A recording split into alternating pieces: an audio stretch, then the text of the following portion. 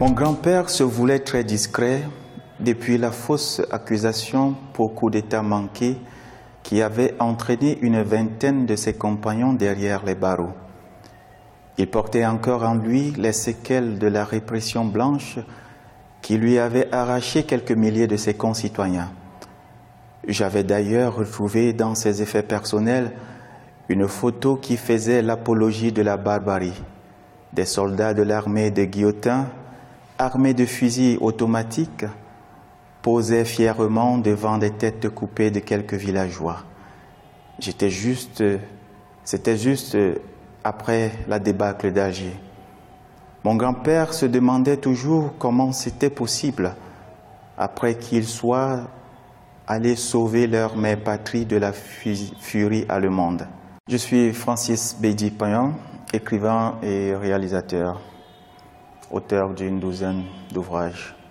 Le message que je voudrais faire passer à travers cet ouvrage, c'est un message de conscience permanente vis-à-vis de tout ce qui nous arrive.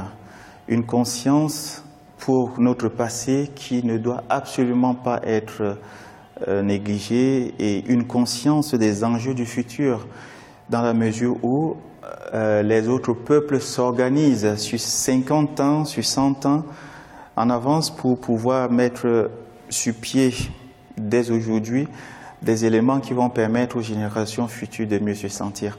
Donc, à notre jeunesse, à qui beaucoup reprochent de s'intéresser au passé, je voudrais leur dire de ne pas du tout se décourager parce que c'est dans le passé qu'on puise les éléments de compréhension de notre présent.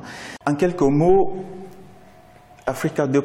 Arnaque naît du refus arbitraire d'un visa que le grand-père du narrateur, qui se veut être également l'auteur, fait face à l'ambassade de France où il pensait obtenir tout naturellement son visa pour aller se faire soigner en France où, bien évidemment, est enterré sa jambe parce que, ayant servi la France pour la défendre.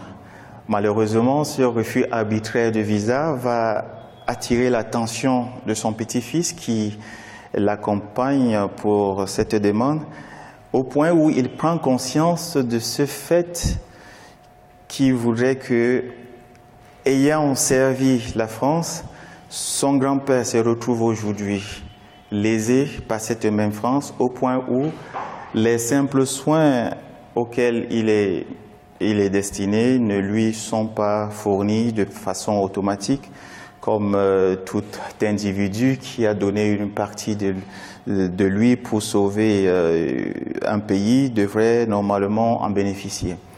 C'est donc au sortir de cette ambassade que le jeune homme et son grand-père vont tout simplement nous entraîner dans une série d'événements qui, avec l'actualité de la Libye et de la Côte d'Ivoire, vont nous permettre de voir plus clair dans cette relation qui nous lie avec la France depuis des siècles déjà. Le prochain livre que j'intitule tout simplement « Le dictateur halal » se veut être une espèce de